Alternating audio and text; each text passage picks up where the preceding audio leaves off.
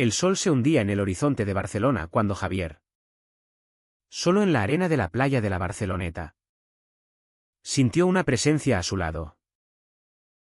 Mateo. Un desconocido con ojos oscuros y una sonrisa confiada. Se sentó sin pedir permiso. Y en un impulso inexplicable, sus labios se encontraron en un beso que duró solo segundos pero que desató un torbellino en la vida de Javier. Horas después, una foto de ese momento circulaba por las redes sociales. Enviada por un testigo anónimo, llegando directamente al teléfono de su padre conservador. ¿Quién? Furioso, lo echó de casa esa misma noche. Javier caminaba por las calles empedradas del barrio gótico, con una mochila al hombro que contenía lo poco que había podido rescatar de su habitación. El aire nocturno era fresco, pero su mente ardía con preguntas. ¿Cómo había sucedido todo tan rápido? Aquel beso no había sido planeado, era solo un momento de debilidad. Un anhelo reprimido que había estallado ante la mirada de Mateo. Pero ahora, las consecuencias lo golpeaban como olas contra las rocas. Su padre, un hombre de principios estrictos, devoto católico y pilar de la comunidad, no podía tolerar lo que consideraba una aberración. «No eres mi hijo», le había gritado, mientras su madre lloraba en silencio, dividida entre el amor por su primogénito y la lealtad a su esposo. Mateo lo esperaba en un café cercano, con una expresión de culpa y determinación. «Lo siento, Javier. No imaginé que alguien nos viera», dijo, extendiendo una mano que Javier dudó en tomar. Mateo era profesor de literatura en una escuela secundaria, abiertamente gay en su círculo de amigos, pero consciente de los riesgos en una sociedad que, a pesar de los avances, aún albergaba prejuicios profundos. Javier, por su parte, era un estudiante de Derecho de 25 años. Criado en una familia tradicional de Madrid que se había mudado a Barcelona por sus estudios. Siempre había ocultado sus sentimientos, temiendo el rechazo. Ese beso había sido su primera confesión pública. Y ahora pagaba el precio. La conversación en el café se extendió hasta la madrugada. Mateo hablaba de su propia experiencia, había salido del armario a los 20. Perdiendo a algunos amigos pero ganando libertad. La verdad duele al principio, pero libera, insistió. Javier escuchaba, pero su mente vagaba por los recuerdos de su infancia. Recordaba las misas dominicales, las expectativas de su padre para que se casara con una buena chica y continuara el linaje familiar. ¿Cómo podía reconciliar su identidad con esa herencia? La presión familiar era asfixiante, su hermana menor, Ana, lo había llamado llorando, suplicándole que negara todo para calmar las aguas. Pero Javier sabía que mentir ya no era una opción. El beso había abierto una grieta irreversible. Al día siguiente, Javier se instaló temporalmente en el pequeño apartamento de Mateo en el Eixample. Era un espacio modesto, lleno de libros y pósters de autores clásicos. Mateo intentaba consolarlo, cocinando una paella sencilla y hablando de planes futuros. Pero Javier no podía ignorar el peso en su pecho. En la universidad, los rumores ya circulaban, compañeros lo miraban de reojo. Algunos con curiosidad, otros con desprecio. Un profesor conservador incluso le había sugerido reflexionar sobre sus prioridades. La sociedad española, aunque progresista en leyes como el matrimonio igualitario, aún guardaba rincones de intolerancia, especialmente en entornos académicos y familiares tradicionales. Mateo, sintiendo la tensión. Propuso un viaje corto a Sitges, una playa conocida por su comunidad LGBT. Allí podrás respirar. Ser tú mismo sin juicios, dijo. Javier accedió, anhelando un respiro. En el tren hacia el sur, compartieron historias. Mateo habló de su exnovio, una relación tóxica que lo había dejado cauteloso. Javier confesó sus miedos más profundos, como el temor a decepcionar a su madre, quien siempre lo había protegido en silencio. El viaje fortaleció su vínculo, pero también reveló diferencias.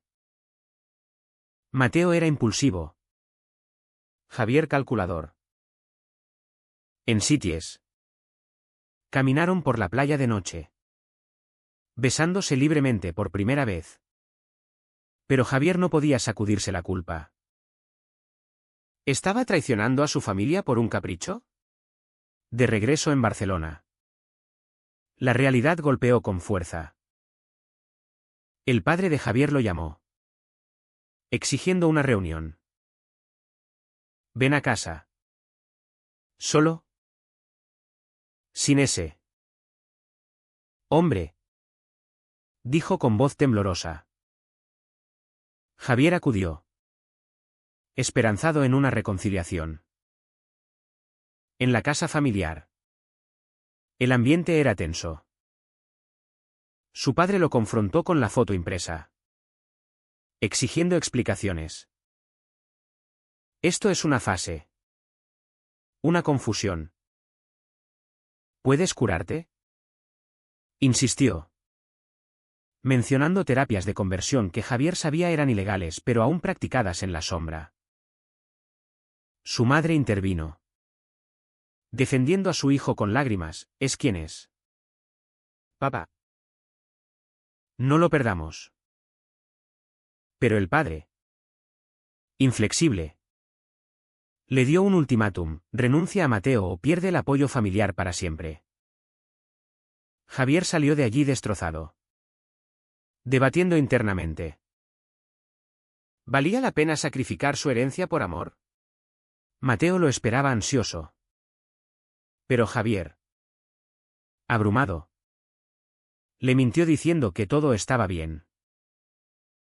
Esa noche, en la cama, lloró en silencio, cuestionando sus decisiones. El conflicto moral lo consumía. ¿Era egoísta por elegir su felicidad sobre la unidad familiar? La sociedad lo juzgaba, pero el peor juez era él mismo. Mateo, percibiendo su distancia, comenzó a dudar. ¿Era Javier lo suficientemente fuerte para esta relación? La tensión escalaba.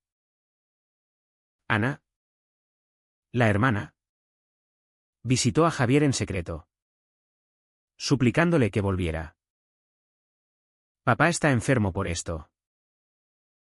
¿No ves el daño que causas?, dijo.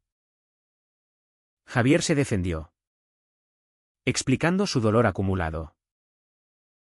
Pero Ana, influenciada por la tradición, lo acusó de egoísmo. Esa confrontación lo dejó herido, cuestionando si su amor era una ilusión. Mateo, al enterarse, lo confrontó: no puedes vivir a medias. ¿Elige? Javier, en un momento de pánico, huyó esa noche, vagando por las Ramblas, perdido en sus pensamientos. Al amanecer, decidió enfrentar la verdad. Llamó a Mateo, pidiéndole perdón. Te elijo a ti, dijo. Pero con una condición: tiempo para sanar. Mateo aceptó. Pero la semilla de la duda ya estaba plantada. El alto precio de su decisión comenzaba a manifestarse: aislamiento familiar, miradas sociales, inseguridad interna. Javier se inscribió en un grupo de apoyo LGBT, buscando respuestas. Allí conoció historias similares, lo que lo fortaleció. Pero también lo hizo consciente de las batallas por venir. Los días siguientes fueron un torbellino de emociones para Javier. En la universidad, un compañero lo confrontó en el pasillo. Oye, ¿es verdad lo de la foto? No te juzgo. Pero ten cuidado. Las palabras eran amables, pero el tono revelaba prejuicios ocultos. Javier sintió el peso de la sociedad española, donde el orgullo gay coexistía con sutiles discriminaciones. Mateo, por su parte, enfrentaba problemas en su trabajo. Un padre de un alumno lo había acusado de influir negativamente en los jóvenes, citando la foto viral. El director lo llamó a una reunión, advirtiéndole sobre su conducta personal. Mantén tu vida privada. ¿Privada?, dijo Mateo, furioso. Defendió su derecho a amar libremente, pero sabía que su puesto pendía de un hilo. Javier y Mateo intentaron fortalecer su relación con rutinas cotidianas. Paseos por el Park Güell. Cenas en pequeños restaurantes del Born. Pero las grietas aparecían. Javier recibía mensajes anónimos en redes: pecador, vuelve al camino correcto. La presión social lo erosionaba, haciendo que cuestionara cada beso público. Mateo, más resiliente, lo animaba: somos parte del cambio. No cedas. Pero internamente, Mateo luchaba con sus propios demonios. Recordaba su infancia en un pueblo conservador de Andalucía, donde había sido acosado por su orientación. Ahora, al ver a Javier sufrir, se preguntaba si valía la pena arrastrarlo a esto. Una noche, durante una cena, Javier explotó. No puedo más. Mi familia me odia por ti. Mateo, herido, replicó: no es por mí. Es por ti mismo. ¿O prefieres vivir una mentira? La discusión escaló, revelando matices de traición. Javier acusó a Mateo de ser egoísta. Mateo a Javier de cobarde. Se separaron esa noche, cada uno en su rincón del apartamento. Al día siguiente, Javier buscó refugio en el grupo de apoyo. Allí, un hombre mayor compartió su historia. Había negado su identidad por décadas, perdiendo su juventud en un matrimonio infeliz.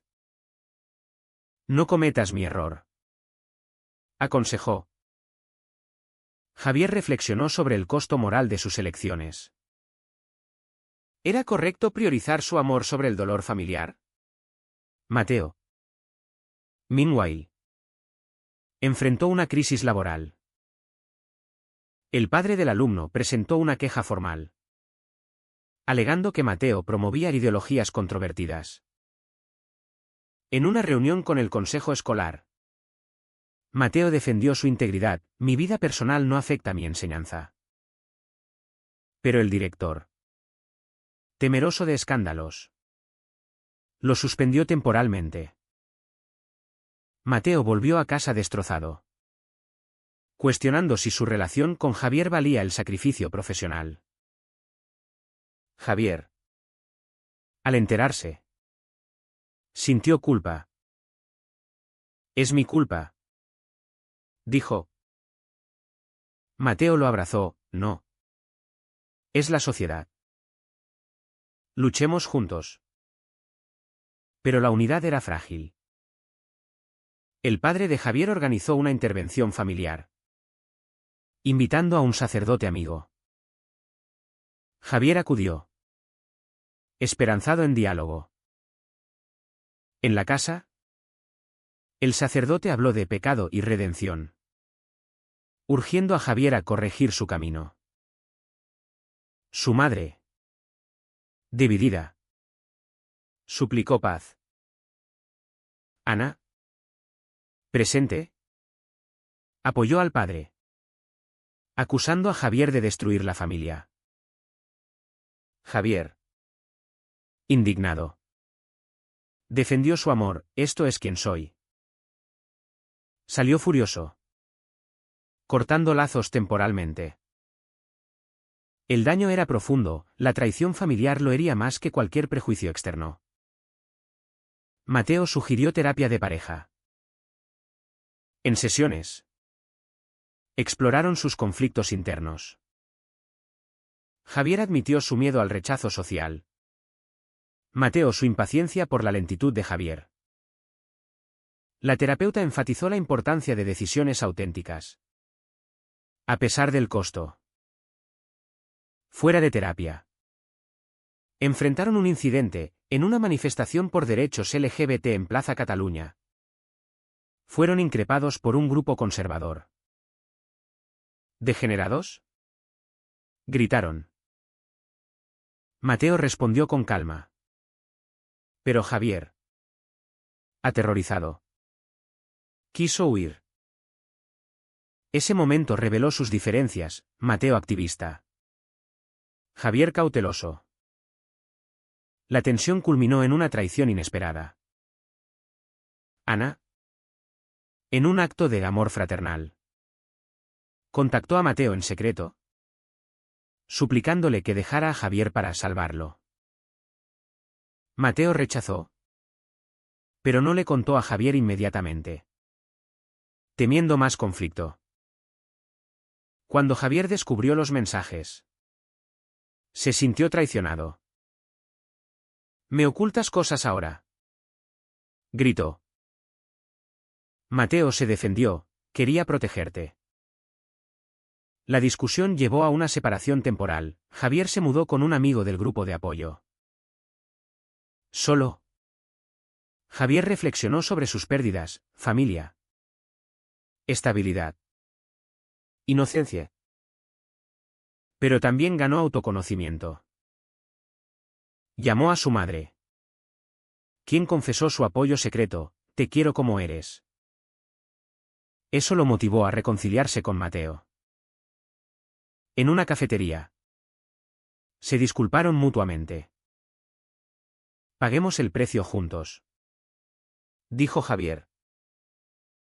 Mateo sonrió, pero la sombra de dudas persistía. La reconciliación trajo un respiro, pero las tormentas no cesaban. Javier perdió una beca universitaria por cuestiones éticas, un eufemismo para discriminación. Furioso, demandó a la institución con ayuda de una ONG LGBT. El proceso legal fue agotador, exponiendo su vida privada a escrutinio público. Periodistas locales cubrieron la historia, polarizando opiniones. Algunos lo aplaudían como héroe, otros lo vilipendiaban. Mateo lo apoyaba, pero su suspensión laboral se extendió, forzándolo a buscar trabajos temporales como tutor privado. En medio del caos, surgió una oportunidad. Un amigo de Mateo les ofreció un viaje a Madrid para el orgullo gay. Javier dudó, temiendo confrontar su pasado familiar. Pero Mateo insistió: «Es tiempo de enfrentar miedos». En Madrid, las calles vibraban con colores y música. Por primera vez, Javier se sintió parte de una comunidad mayor. Besó a Mateo públicamente, liberado. Pero el destino intervino: vio a Ana en la multitud, observándolos con expresión mixta. Se acercó, y ella confesó: «Vine a entenderte». Fue un momento de esperanza. Pero Ana admitió que el padre no cedía. De regreso en Barcelona, El caso legal de Javier avanzaba. En corte, testificó sobre discriminación, exponiendo vulnerabilidades. El juez falló a su favor, reinstaurando la beca y condenando a la universidad. La victoria fue dulce, pero costosa. Amigos conservadores lo abandonaron, y las redes bullían con hat. Mateo, inspirado, escribió un artículo sobre sus experiencias, publicado en un blog LGBT. Recibió apoyo, pero también amenazas. La sociedad les recordaba que el progreso era frágil. Internamente, Javier luchaba con matices éticos. ¿Era justo imponer su identidad a una familia Anguilín? Su madre lo visitó en secreto, trayendo comida casera. Papá sufrirá. Pero yo estoy contigo, dijo. Javier lloró, sintiendo el peso de su elección. Mateo, al verla, la abrazó, creando un puente tentativo. Pero el padre, enterado, la confrontó, llevando a una crisis matrimonial. Javier se sintió responsable. Estoy destruyendo su matrimonio. Mateo enfrentó su propia traición pasada. Confesó a Javier sobre un ex que lo había dejado por presión familiar. No quiero que nos pase lo mismo, dijo. Javier prometió lealtad, pero la duda persistía. En una fiesta LGBT, Javier coqueteó inocentemente con alguien, probando su libertad. Mateo, celoso, lo confrontó. No juegues con fuego. La discusión reveló inseguridades. Mateo temía abandono. Javier anhelaba validación. La alta tensión llevó a una decisión drástica. Javier propuso mudarse juntos a otra ciudad, como Valencia, para empezar de cero. Mateo accedió, pero requería sacrificios. Javier dejaría estudios inconclusos. Mateo su red profesional. El debate ético era intenso. Huir era cobardía o supervivencia. Optaron por quedarse y luchar. Javier contactó a su padre, enviando una carta honesta: acepta o pierde un hijo. No hubo respuesta inmediata, aumentando la ansiedad.